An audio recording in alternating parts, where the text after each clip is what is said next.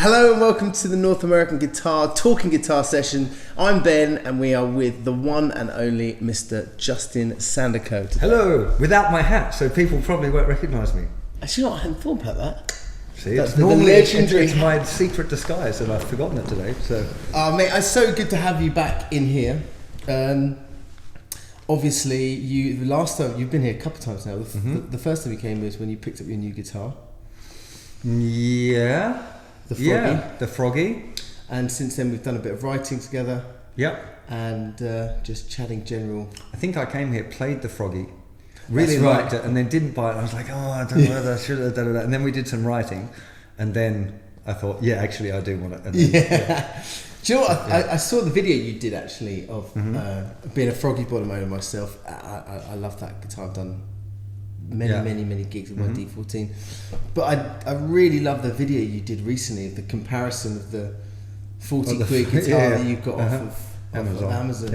And it was amazing, and it played up pretty well, didn't it? If I was doing an old blues track, I'd prefer the rubbish sounding one, really, because it's got it had its own character. The Froggy's just an amazing acoustic guitar. That was one of those. I wasn't really looking for one. I was on the hunt for an old Martin, I think, when I came in here. But it was just really good. It's a really good all rounder. What's it called? An M. It's an M Deluxe. Yeah. It's an M Deluxe cutaway in India Road. Because I really don't remember. I'm so ignorant when it comes to a lot of that stuff. I just like play a guitar, and if it speaks to me, if I like the voice that it makes, then I like it. And I don't really. I've never been big on the brandy sort of stuff, or even, it's embarrassing to know that I don't know what the woods are on a lot of my guitars. It's just like, honestly, well, I like the sound of it. I don't care whether it's mahogany or rosewood or whatever. It sounds cool and I like it, I was talking with Pete, who's in control of the sound and the camera, and we had the same conversation because we had Emma Stevens, who's a Radio 2 singer-songwriter. Right. I said to her, I've got to ask you, do you have a wood preference? And she was like, and you can see I could see that she was a bit sort of, well, I kind of like mahogany and I said, it's fine. Some people just, as long as the guitar's got a vibe and they feel, I think that's much more important, and you can get I've definitely played. I think I've probably got a slight leaning toward rosewood as a. I am definitely. I love rosewood. But one of the guitars I play a lot that Mate and Michael fix is all mahogany backsides and front. It's like maybe not the front, but anyway, it's yeah. Well, I played a Greenfield GF in mahogany and Sitka spruce that came in here, and I think that was probably some of the finest mahogany I've ever played. Anyway, we can talk about a lot about woods. You might anyway, in case I'm scratching my arm. It's a lot of Twitch. So you've been crazy. Well, you're always crazy busy, but you've launched the new site. New site launch was 2 weeks ago or 3 weeks ago. Only. So it's been a pretty busy period of doing corrections and fixing stuff and things breaking and all of that. But, it all seems to be almost there. Still a few little tweaks that we want to make, but we're already working on the next kind of phase of it. We got a whole heap of really exciting stuff. For the user dashboard side of things is going to be massively expanded before Christmas. Yeah, the whole user experience for the new site is so seamless. It's lovely. I like that you broke it down to the courses. And, that's great. I think it's better. Yeah. I was a massissive fan of the old site. The old one, you got to remember. I did the old one. It was I'm not a web developer. I understand HTML and a little bit of PHP or whatever, but really, really basic level stuff. So. And it was all hand coded. The old site was if I wanted to make a new page, it was okay, copy the old page, change everything in it, upload it, relink everything, Wow. And so now the new site is a custom made CMS. So it is literally, I can just create one and it puts it in all the right places, and it's just this is so much easier, So hopefully I'll spend more time making lessons and less time frigging around with code. You said to me earlier when we were having a sandwich, you having a salad, I was on a sandwich, and you were saying that you were at one point doing 10 videos a day. Is that right? Yeah, or more. So I mean, it depends on what the lessons are. Obviously, if I was going to do a John Mayer lesson, I'm not going to do 10 of those in a day because they're technically difficult and. Much to the surprise of some people, I can't just play everything that I want straight away. That's not true. No, get a guitar. It's shocking, isn't it? But no, some a harder song will take me a lot longer to learn. So I could do 10 easy beginner songs in a day quite comfortably, or 10 lessons if, because usually I spend a lot longer designing courses and thinking about what's going to be in them. I don't script stuff so much, but I'll write a course and know I'm going to talk about these things in this lesson, and I kind of structure it all. And then if the structuring is done, I have like I get an A4 piece of paper and I write down the list of things that I want to talk about in that lesson. It goes on a music stand, like just outside of the view of the camera. And if that's done, it's really easy because I know exactly what I'm going to talk about. I know what's got to be done, and I've prepped it or whatever. So then I can do it.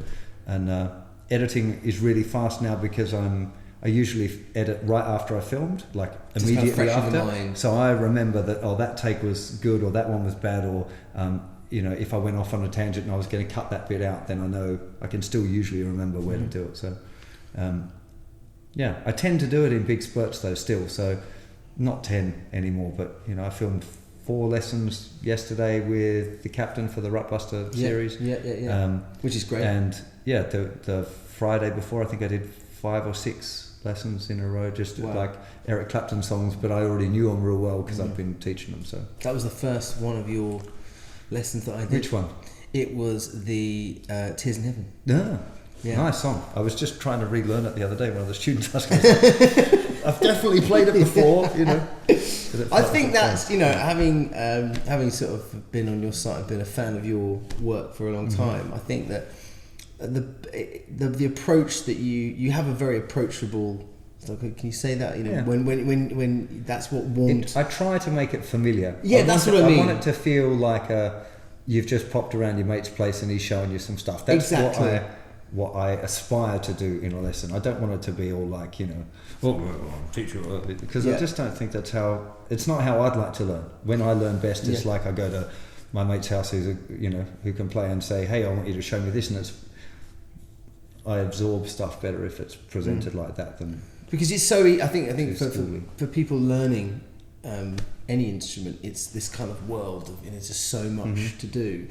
But it's nice how if it's broken into palatable chunks and it's explained in a approachable manner, that it incentivizes you. It makes you want to practice and get better. I think that's my superpower. If I had a guitar superpower, it's not being a great guitar player. It's being good at breaking down a real complicated thing into little chunks that you can work on, and it makes it possible to, or hopefully to help other people get to whatever it is they want to do. Because it's really. When I was growing up, it was a lot harder because stuff wasn't broken down so much, and tab didn't exist. Well, tab was around, but it was rare and it was inaccurate. It was in book form. There was no internet, so it was a different journey. You know? And I'm quite jealous of people that they get to so much access to so much stuff now straight away. It'd be interesting to see the, kids these days, what they're going to come out with, because it's going to be pretty special, I think. Yeah.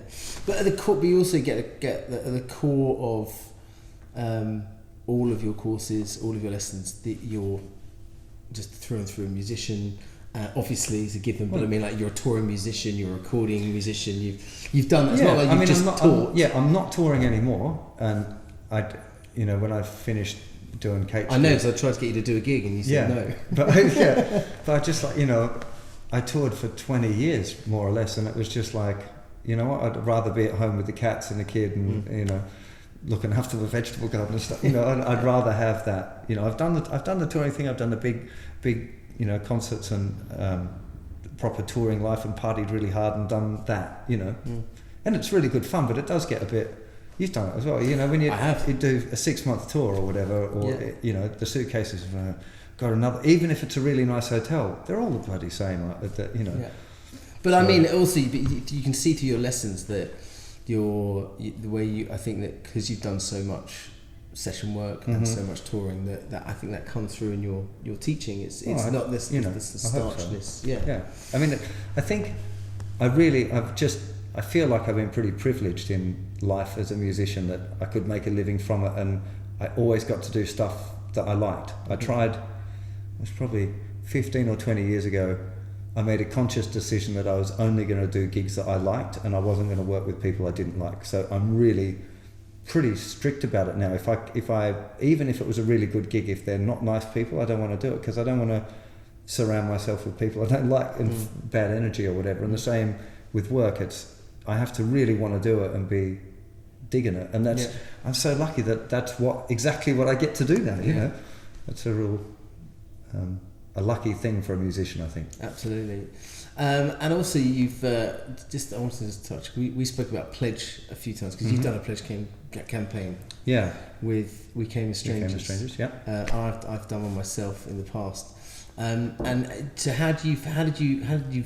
Is We Came as Strangers is because you met actually literally and you came as strangers. Is that true? Yeah, I knew everyone, but they didn't know everyone else. So I'd worked. Tim, the bass player, was the bass player for Kate's band, so I'd worked with him.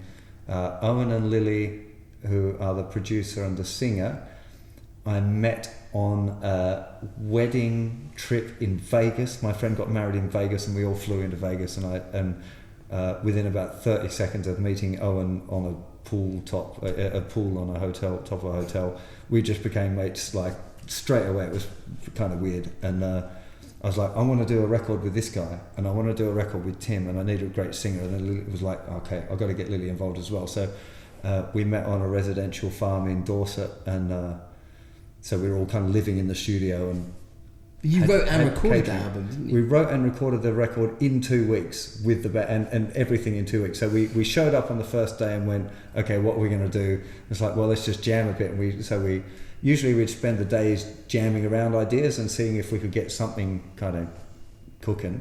And then we'd stop and have dinner, have a few beers, and then it was like creative experimentation time. And it was pretty mad. We had some pretty fun escapades with that band. And so then we'd kind of listen to what we'd done in the day and see if we could, join bits together or whatever, and then sometimes we'd replay it again the next day. Other times it was just what it was. Sounds like how it should be. Oh, it was fantastic. It's like the best fun ever, and I'm so disappointed I haven't done a record now with the guys for 2 years, because we did a record every year. It was like an annual thing. And then when my kid came along, it made it kind of difficult. It was like right at the time where we would normally go away was the baby, and then the following year Lily had a son as well, so that then they've been busy. So now we're just at the point where hopefully we can sort out babysitting enough to do another record. And do you have any other plans? Do you think you're going to do any other form of recording, or? Well, we're doing some stuff. I know. I'm here because we've just been writing a tune together, so that's cool. And I'm working on a guitar record. I've been working on it for like 4 years, but it keeps on. Like I didn't know if you wanted me to bring that up, but I heard you came in here. But I'm gonna play something. You picked which is the best guitar in here. So I was sort of getting, and then you did a little thing. You got your phone out and you were recording it. Yeah. And I was like, I did that today. I know. You're like, that's going in the record. Yeah. So I've been collecting ideas for ages, but I haven't had because of the new website thing at the last year. The year before that was my daughter. The year before that was something else. So it's like I've had all of these little ideas. I did one record like 10 years ago, but I really don't like it. I sang on it and my vocals aren't really. I just can't stand listening to it, and I've even pulled it off iTunes now because I'm like, I don't get on with it. So, I'm trying to do an instrumental guitar record. Some of it's a bit bluesy at this stage. Some of it's kind of acoustic, kind of like an instrumental Neil Young-y sort of thing. That's nice. The acoustic stuff is that vibe. It's not like Tommy Emmanuel technical stuff because I can't do that. So it's fun. Hopefully, I'd like to finish it this year, but I don't know if that's realistic or not. You can do it. Following year. You can do it. And also you've been, I'm sort of reading through all of the stuff that you've been up to, but the crazy amount of your workshops, your retreats that you're doing in Italy. Yeah. Is it 7 you've done this year, or 8? No, 5 this year. 5 but this that's year. the most I've ever. It's normally 2, and then we did 3, and then this year we did 5. But I don't think I'll do that many next year. So I think it'll be 2 next year, which is going to make it difficult because they usually sell out pretty quick, and there's going to be like 150 people or whatever on the email list that have been before, and they usually get preference. So, and they're all going to want to come for those 2 weeks, but there's only 16 spots on each one. So I don't know what. Do you love doing those? Yeah, it's because I do so much teaching on the internet now. I don't get to see people's improve, which is kind of weird. So in those workshops, they're valuable for me as a teacher to make sure that my real life teaching skills are still okay. And I get ideas about what stuff people struggle with and what stuff they find easy. Sometimes I think, God, these guys are going to really struggle with that, and they don't. I'm like, oh, okay, you know, I have to rethink how people learn stuff. I get the same when I'm teaching Lee as well for that series, because it's like a one-on-one. It's basically a one-on-one lesson for him, you know. But we film it, and that's kind of interesting to see. It's a great idea. I think it's a really fun little series, and it only came back because I moved just around the corner from the store, and I was just like, okay, we should try something, you know. So do you, I mean, do you the thousands and thousands of comments you get, do you read every single one of them? You know, for people sort of saying... So I'm trying to read as many as I can on the website now, because you can leave comments on the lesson pages. So I'm now, like, one morning a week, usually Fridays, I try and go through as many as I can and answer the questions and, you know, make sure that there's not mistakes and stuff that need fixing. On YouTube, there's a feed that I get, and I can, if I'm uploading a new video while I'm waiting for it to upload, sometimes I'll just go and check the comments, but it's usually just like, I often don't respond to the nice comments, but I do respond to the bad ones by either telling them to, you know, GFY or deleting them or banning them or whatever. And I sometimes feel like I should use my energy to, you know, say thanks to the people supporting it rather than, you know. But there's not that many, and I don't have that much time. Yeah, I was going to say... It'd be difficult to reply to everyone, because it's insane. I mean, was it 350 million views you've now? I think it's more than that, but yeah. I mean, did you ever, when you were doing that first one, we were talking about it earlier, that first video, could you have ever thought that you were going to be one of probably the most... No, but I kind of knew that it was probably going to be interesting, because I'd had the website for quite a few, 4 or 5 years before I started doing video, right? And that was already, people were emailing and saying, hey, this is wicked that you've done this. And it was just text and audio. So, like, you know, examples of scales and then some pictures of scale patterns and the occasional kind of MP3. And I knew that video would be better to teach, a better way of explaining. So I knew it had potential, but YouTube was pretty early and the video quality was poor, and there was a maximum time that you were allowed to, you know, I think the videos could only be 10 minutes long, and there was all sorts of, in the early days, you know, restrictions. But yeah, I was there before it was corporate, so even the big record companies weren't on YouTube, and no one had official videos up or anything like that. So I think at one point I was in the top 100 most subscribed on YouTube for a little while. Oh yeah. But it was just so, it was like, oh yeah, wow, I'm in the top 100, that's really cool, this YouTube thing, this might take off, you know. And it was kind of exciting. Then suddenly all of the record companies all go like, and corporations went, yeah, we need this. And then suddenly everyone, you know, there were loads of takedowns, and, you know, channels were getting closed, and the whole landscape of the internet changed at that point. Well, at least as far as my little corner of it changed, you know. I find it so fascinating, just because obviously we do every guitar that comes into the showroom is professionally photographed, and we give it a product video, and it's just the world now in our industry, in the guitar world, is just, there's just video all totally the time. You know, I think there's new tech on the way though as well. It's going to move into 3D and all of that as well at some point. Yeah, well, we try. You know, we're just a small guitar shop. You know, looking after a lot of beautiful boutique brands, but we always try and be as ahead as we can in what we do. So the whole 3D scan thing, you know, which is, it's not Google View, it's just you know, actually a proper scan of here, just to sort of show people. I mean, that's where it'll be eventually. I reckon in 20 years' time you'll have a VR of some sort, and you'll walk into the store and probably even be able to pick stuff up and look at it and play. I mean, I can't imagine how that might work, but you know, it's going to be a really different. I'm working with some people at the moment on AI to see how we can use that for helping people play guitar, because that's almost certainly where it's going to go, but it's really, really complicated and really, really expensive. So right now I'm like, can I justify, you know, possibly bankrupting myself thinking that this is the way? I'm fairly sure it's the way forward, but it's like, you know, it's complicated, and because it's right at the front of what's possible, it's, you know, I don't know. It's really interesting though. Yeah. It's interesting how much can be figured out by a computer about guitar-y things like rhythm, is your arm moving right for the rhythm, and it can sense your arm movement and go, well, you're speeding up or you're slowing down or you're not making the movement big enough or it's too, whatever, that sort of stuff's possible. Where's the feel? Where's the... Well, it's kind of detectable. But if you think, like, a really good example on that is like Dr. Dre, right? Yeah. If you listen to Dr. Dre, I love Dr. Dre stuff. His beats are absolutely amazing. Even though I'm a guitar player and I shouldn't be liking that, that kind of thing. If you listen to the music, it gets you. You can't help but move to it. Yeah. But it's a computer. Yeah. Right. So I've known people that have worked alongside him and said that he spends weeks and weeks on a beat. So he'll just have a beat on it. He'll just move things, tiniest little amounts, and changing velocities to get it to that point where it's really flowing, Yeah. So, and I think that there was a set of quantizers, Dre quantizers around for the MCP drum machine thing. And, you could take a basic beat and apply that quantizer and it had that thing. So it is... Yeah. You're creating the feel. Yeah. I mean, it's got to be quantifiable, right? Mm. I just guess with guitarists, though, everybody talks about the vibe, the feel. I'm not saying that the computer would be able to play it. I'm saying that the computer would be able to help you learn it. So not master level stuff of where you're talking about, like, once you can make the movements right, it's about dynamics and feel and trying to tap into, without trying to get all too hippie, I think it's about tapping into something bigger than that and trying to really express some feeling or something that's going to connect with people.